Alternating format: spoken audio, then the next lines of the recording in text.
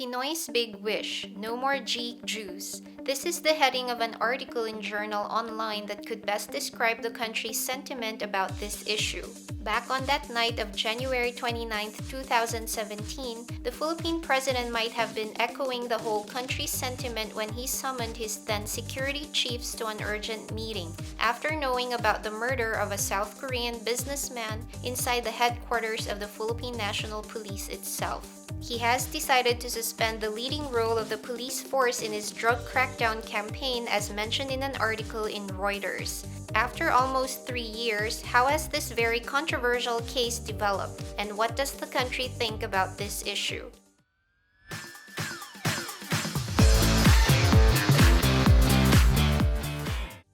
This is Speak Up, bringing you all the information about issues from around the world straight from major foreign news sites. The news will be made simpler and more interesting, maintaining the views of the news sites we will be sourcing from. Let's look into any new developments of the Jee-Ick-Joos kidnap slay case and shed light on the furious and ashamed President Dutelte, which could have echoed the nation's cry. It has been almost 3 years since news of the shameful scandal in the police force came out when it spearheaded the war on drugs. The sensational case led to the kidnapping for ransom and homicide charges against 5 people, including then chief of the PNP anti-illegal drugs group.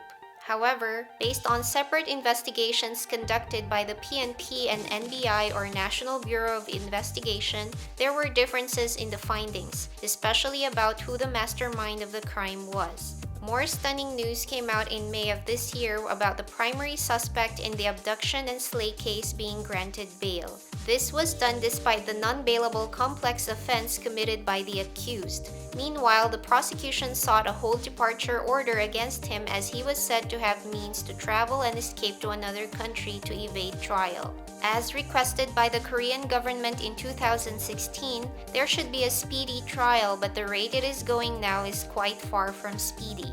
Despite this, President Duterte has shown how deeply shameful the controversy was for the country, especially knowing that he has stood behind his police force even through allegations of extrajudicial killings during the peak of the drug war.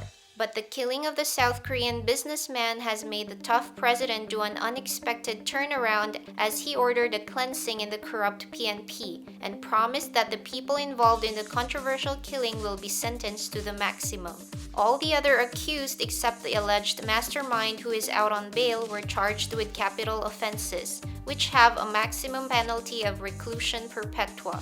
The reason why the president changed sides could be the huge importance of the country's relations with South Korea. It is known that besides being Manila's biggest supplier of military hardware, about 1.4 million South Koreans visited the country in the first 10 months of 2016, as mentioned in the same Reuters article.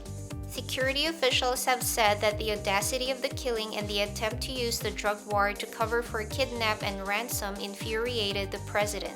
As said in Manila Bulletin, the Deputy Speaker has urged then PNP chief to seriously overhaul and reform the PNP after the murder to prevent rogue cops from taking advantage of the drug war. This case would forever be etched in the memory of people in the country who have been following its developments, as it has prompted the president to apologize to the South Korean nation and has definitely given the police force a controversy that will haunt them. Then PNP chief even considered the kidnap slay as one of the lowest points in his career. The resolution of Jee-Ick-Joos' case needs to be reached soon, as its current pace just shows the weakness of the country's criminal justice system. This is Speak Up. Thank you for watching.